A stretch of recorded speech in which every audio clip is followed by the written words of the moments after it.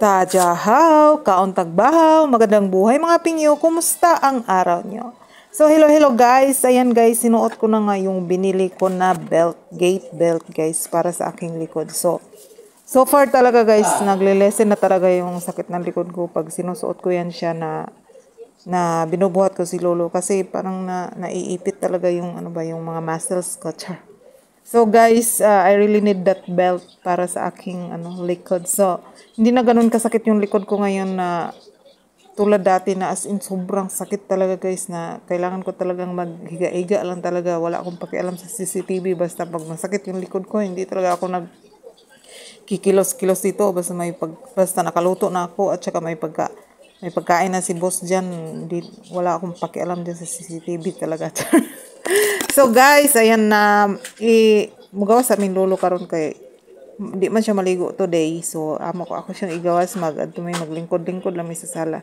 So ingon man si boss nga ipalingkod lang gid siya kay para iwas sa bloated ba. Ayan no. Dali ra kay nako siya kuanon karon dali. Mabilis ko na lang siyang anuhin ngayon ang sa tawag na kanang ipabakod ba nga. Dili gud ka mag-inaya kay madala man kaniya kay bugat man siya kinahanglan gud pagbira nimo sa iya diretso na siya nga makalingkod kay aron isang isa ra ka persa nimo makalingkod na siya while gatap ko sa iyang likod kanay ang kamot napon na siya di sa akong sampot. Sige kuan ayan. So inana ra na ko siya guys, kinahanglan ipadol gyud na nimo ang wheelchair kay para pag palingkod nimo siya diretso na siya i-plaster nimo siya maayo para safe mong duha. Kay kung dili nimo siya i-secure ang imong tiil ug ang iyang tiil kay dili ba makapangusog. So naagi possibility nga siya ba ma-injury. So kinahanglan yun safe yun mong duha. So ayan guys, mag-adto mi dito sa sala kay dito po na ako siya i-shave.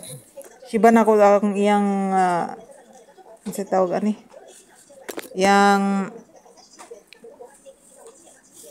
puso. Yung kuan ba? Bigote ni Lolo, mustache ni Lolo kay natagas na. Ayan guys, nasa sala na kami.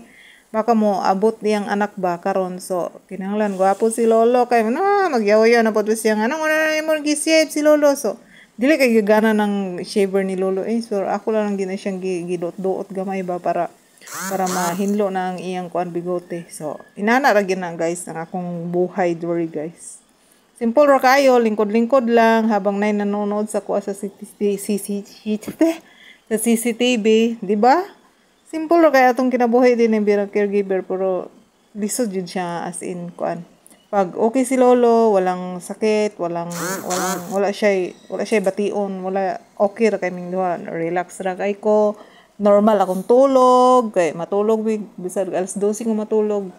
Then ako mamata naman ko mga 6:30 na so okay na yun sa kuha 6 hours 7 hours nga tulog okay ra kay sa kuha kay naman sa siesta time inig kanang human paniudto mga alas 2 pwede lang magtulog-tulog na alas 4 alas 4 ko mata pero depende po na kung nanin niya akong boss nga siya mulakaw ko like kung kusuging ulan dili man siya dito adto sa farm kay ulan man no. So dili pud kay ko yung nga makatulog-tulog ko idlip lang lang basta lang na nakarelax akong mata ba. So ang kinabuhi na to diri guys. Simple but terrible. Simple but terrible. Ang kinabuhi sa pobre. So inana lang relax sa kay ni Lolo wala mi ingon nga we are not in a hurry. Diba? Gwapo na akong Lolo. Gwapo na si Lolo. Ang foggy na ni Lolo ko ba relax ra kay na siya basta butan mong kuno ni si Lolo ingon sa iyang anak nga butan kuno kay siya ang iyang gibuhat sa iyang life is magtrabaho ra siya ang farm magtrabaho mo ning daghan ni siya kwarta no kita ani kay siguro man gastos magtrabaho wala gyud day manititis ani sa manititis ani permit. So guys, kumusta kayong lahat? Bakit huli na ako nagkumusta ba? So maraming salamat sa mga nanonood sa aking aking video. So, ito lang yung ano ko ba, kalingawan na to guys sa atong life. So, ayan na nga guys, ipakaon ko na sa si Lolo sa iyang hapunan. So, mauna lang kuan, pakanon lang nato siya kanang iyang dinner time. Dinner time na ni Lolo guys. So, bawal pa. Gigi, ubo na akong Lolo, wait lang. So, bawal pa gid si Lolo og kanang fish guys. So ang kuan siya normal lang yung pagkaon ako sa iya, lugaw lang og kanang gulay tapos naay pork ang iyang kanang kuanong giniling ba. Ora na siya, relax na kay siya, kaon ka. Nana ra gyud among kinabuhi diri guys.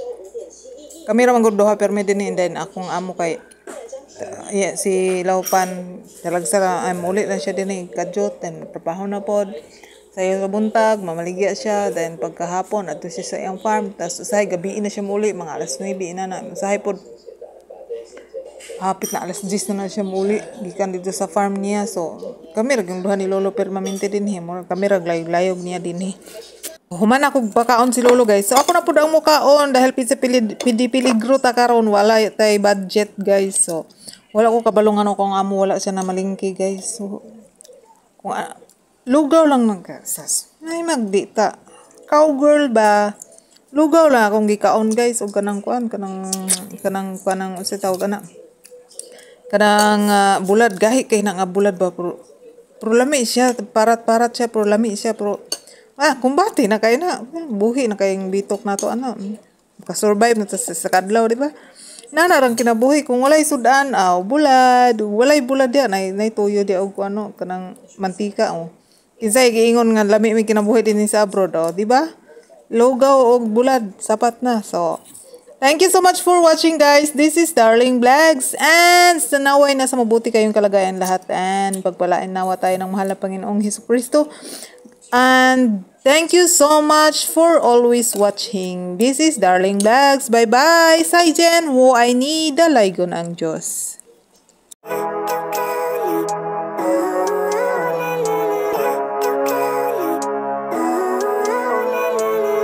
Living life, everyday, late at night, not okay.